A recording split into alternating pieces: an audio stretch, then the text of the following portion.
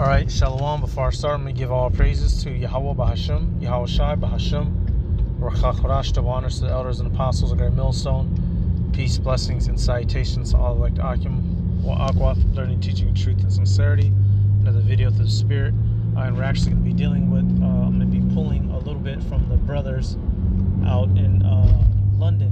Alright, the brother in the middle, Rachachorash.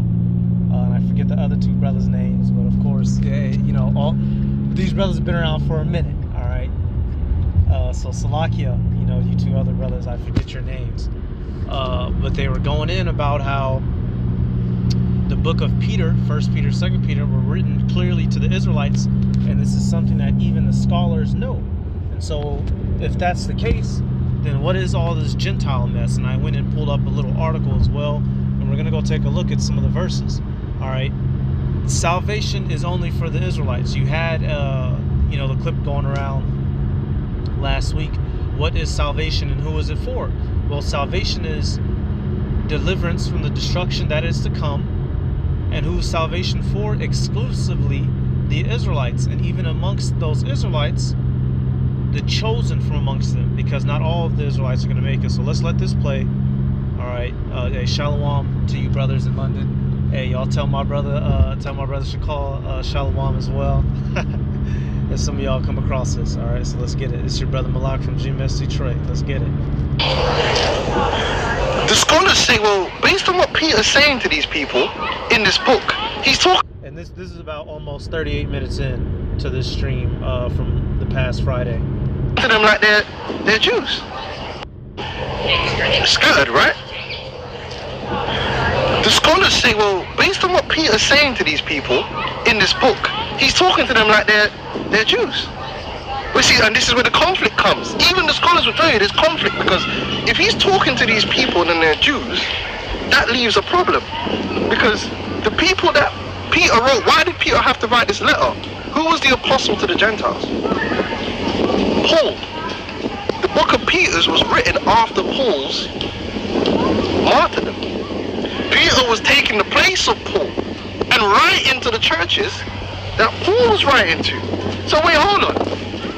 If Peter's writing to the churches that Paul was writing to and talking to them as if they were Jews, then who were the people that Paul was writing to?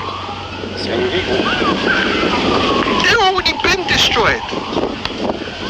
But the ignorance, man, carries on. The willful ignorance carries on. Even the scholars admit the book of Peter's was written to Israelites.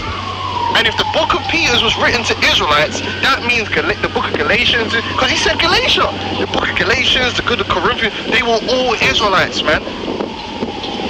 But you see, we brought it out and they ignore it because they got an agenda to push. They want to continue with the lie. And I'm going to go get the verses now. And like the brother said, so we bring it out and we explain these things, but since we're black and dumb and they're white and right, what we're saying is invalid in their eyes, which ultimately, man, we don't need ease validation. We know what these scriptures say. We're literally seeing this world play out the way that our elders and apostles have been teaching us and brothers on down. So we know that we're right, because the way that we're breaking things down are happening. The way that these Christians are breaking things down are not happening. All right, so let's go to first. Let me see. 1 Peter. Yep, perfect. 1 Peter 1:1. It says, Peter, an apostle of Yahushua HaMashiach, to the strangers scattered throughout Pontus, Galatia, Cappadocia, Asia, and Bithynia. All right, what strangers? These were Israelite foreigners of the diaspora, all right, as it's titled. And when you look at that word, scattered, what do you get? I pulled it up in blue letter, G1290, diaspora. A scattering, dispersion of Israelites dispersed among foreign nations, of the Christians scattered abroad among the Gentiles. To be a true Christian, you have to be an Israelite. But this clearly tells you. Now, if you didn't know any better, you wouldn't know that word diaspora was there, which is clearly, it makes the connection with John 7:35. All right, which says what? It's like, I'm gonna come back and finish it, but we already laying the groundwork. Who was Peter speaking to? Who is the Bible written to? All right. Who are the Israelites? John 7:35. Y'all already know this one. We already know that this word here, dispersed, is diaspora. John 7:35. Then said the Jews among themselves, whither will he go, that we shall not find him? Will he go unto the dispersed, the scattered Israelites among the Gentiles, and teach the Gentiles? So is he going to the scattered Israelites amongst the heathen and teaching them?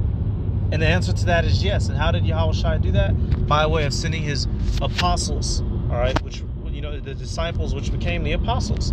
So now you know off rip, who is Peter addressing this letter to? The diaspora scattered where? In Pontus, in Galatia, in Cappadocia, in Asia, and Bithynia. And we have examples of these men coming from those places. Matter of fact, you type in the word Pontus, what famous man and woman came from Pontus? Acts 18:2. And found a certain Jew named Aquila, born in Pontus, lately come from Italy, with his wife Priscilla, because that Claudius had commanded all Jews to depart from Rome, and came unto them. All right, and now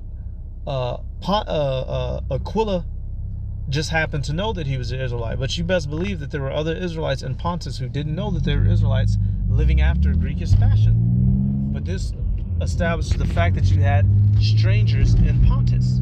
All right, you had strangers in Galatia, Cappadocia, and Bithynia. All right, verse 2. All that groundwork, and it's only been 5 minutes, says, elect according to the foreknowledge of Yahweh. So would the Heavenly Father have chosen a heathen to make it from the beginning of time? Fuck no. All right. It says, the Father, through sanctification of the Spirit, unto obedience and sprinkling of the blood of Yahushua HaMashiach, grace unto you and peace be multiplied. All right. So the first verse immediately off rip is to who? The diaspora. All right. Get straight to it. Cut out the BS. All right. And when you come down, let me see. So we're going to go to 2 more verses. Then we're going to go take a look at an article in which, you know, even in this article, they make point to these verses, which they cut their own damn selves. All right, so you come down to 1 Peter 1:18. It says, for as much as ye know that ye were not redeemed with corruptible things, as silver and gold, from your vain conversation received by tradition from your fathers. Well, wait a minute. Whose fathers were covenanted with the Heavenly Father to keep the laws and turned to idolatry and broke them? Who? The Israelites. Not all nationalities of people, forefathers, are are Israelites. You know, that's basic math. God damn it. And you go to 1 Peter 4:3.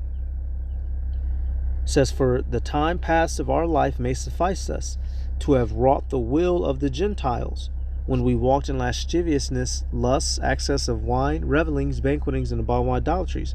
Now this right here, you know, it's easy to read over, but when you zero in on it, this is making a clear distinction that us, the chosen, we're not supposed to be moving and behaving like who? The Gentiles, the heathen, all right, the non-Israelites, literally, right? So Peter is making this distinction, and when you know the history between Paul and Peter had a bit of a disagreeing because, Peter, he grew up, Hebrew, right? He didn't speak Greek and Latin. And he was hanging out with the Hebrews, the Jews who knew they were Jews. And when when he was, let me just go to it. There was a point where he was hanging out with the Israelite foreigners. And when the Jews who knew they were Jews came around, he separated himself. All right, in which Paul got on him about that. So, and I'm making mention of this to show the fact, Peter wasn't no type of dude he had a hard time at first getting used to the Israelite foreigners. So Peter damn sure wasn't writing to no actual fucking heathens, man. Use your head. Galatians 2. I'm going to start at verse 11. It says, now, this is the bit of the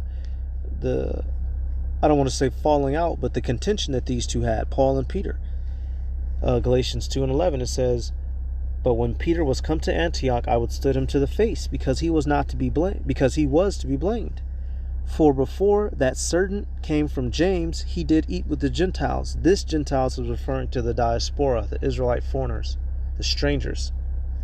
But when they were come, he withdrew and separated himself, fearing them which were of the circumcision. So when he was hanging out with the Israelite foreigners and the Israelites who knew they were Israelites showed up, he got up and moved the same way, say for instance, you got the new kid at the school, you at the lunch table chilling with him, trying to, see what he on, then the crew come out, you like, oh shit, let me get up, let me separate yourself, same thing. All right. Verse 13, and other Jews dissembled likewise with him, insomuch that Barnabas also was carried away with their dissimulation. All right, and this is, Paul was saying, we can't be doing this. Verse 14, but when I saw that they walked not uprightly according to the truth of the gospel, I said unto Peter before them all, if thou being a Jew livest after the manner of the Gentiles, and not as do the Jews, why compellest thou the Gentiles to live as the Jews? All right, so basically Paul was saying, look, Peter, you can't be partial. If you're going to have, if you're going to be hanging left, you got to be hanging right, if you will. I'm trying to pick the best words to explain it, but he was basically saying you can't be partial. So, but originally I bring this up to show you that if Peter, at a certain instance didn't want to be seen with the Israelite foreigners, how much less do you think he would actually be around, write to, or have any dealings with the heathen? Exactly. All right, so you just type this in. I said book of Peter written to Israel, and this is just one of the first ones that come up. It says, what if Peter was writing to the Jews? The evidence and implications. So they got all kinds of articles on this. Like the brother said, why? Because they're scary. This messes with the Christian taught dogma BS that salvation is universal. So we just click on the first article, and what do we get? Some Theology Pathfinder. We don't need Theology Pathfinder. We got Yahweh Bashim Yahweh Shai. All right. We the word theology in and of itself is a Greek fucking word. But that just goes to show you, Edom, he's not a spiritual man. He tries to put everything, textbook, that type shit, right? So scroll down. It says the opening line of 1 Peter identifies it as a letter from Peter, an apostle of Yahushua Mashiach, to those chosen living as exiles dispersed abroad in Pontus. And they say it even clearer in this article. Exiled who? Exiled Jews. Okay. It says, let's lock in.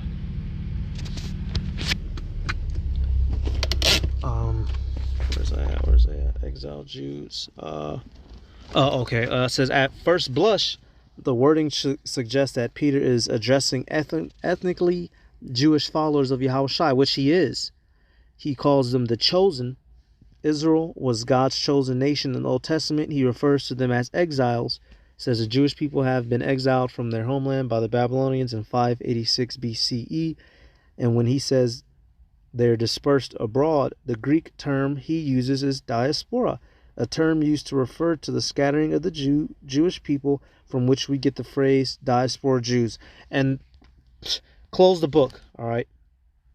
And matter of fact, you scroll down, so they knew who he was referring to, all right? That word was chosen specifically, okay? You come down right here, it says, scholars have been long divided over the question of 1 Peter's intended audience, but it seems the majority of classical interpreters took the phrase exiles dispersed abroad at face value, seeing a Jewish audience to be in view.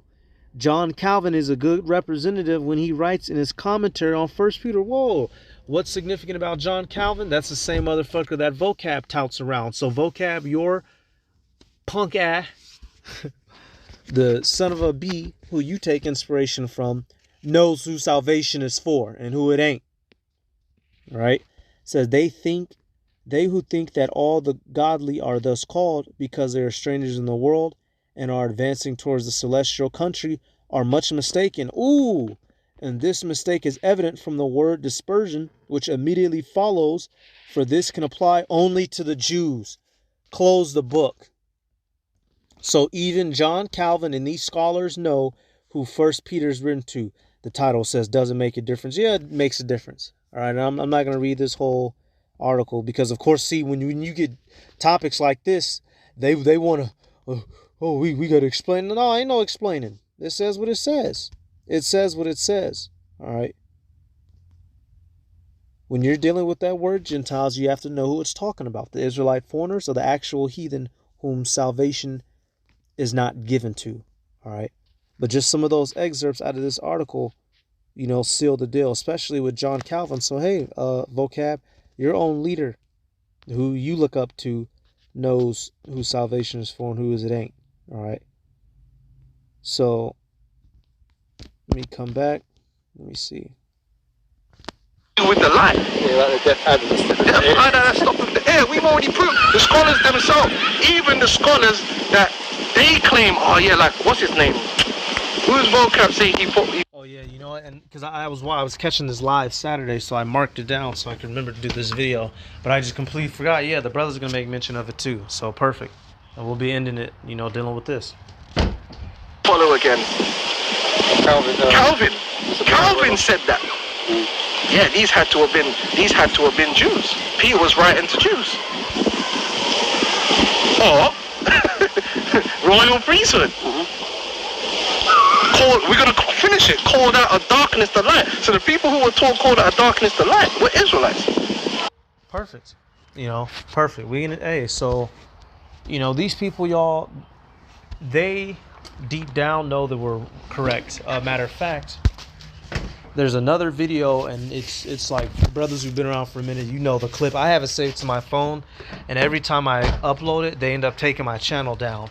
But it was that video with those two scholars discussing who all of the New Testament was written to, and they're talking about how obviously salvation is only for the Israelites. So the real question on planet Earth, so now that we know who salvation is for, the real planet becomes, who are the children of Israel? So let's go to this. Let's go to Hosea. Because what did the prophecy say? Damn, I went backwards. 10. We're going to go to Hosea 1. Hosea 1 and 10.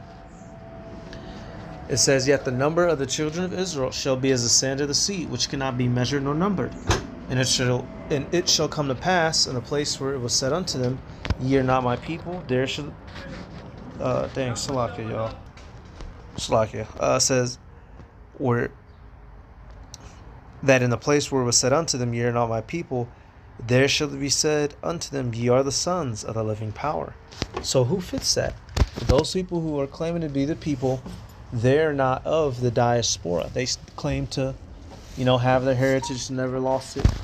We, the so-called Negroes, Latinos, and Native Americans, we are those people. These scholars know it, and it makes them shake and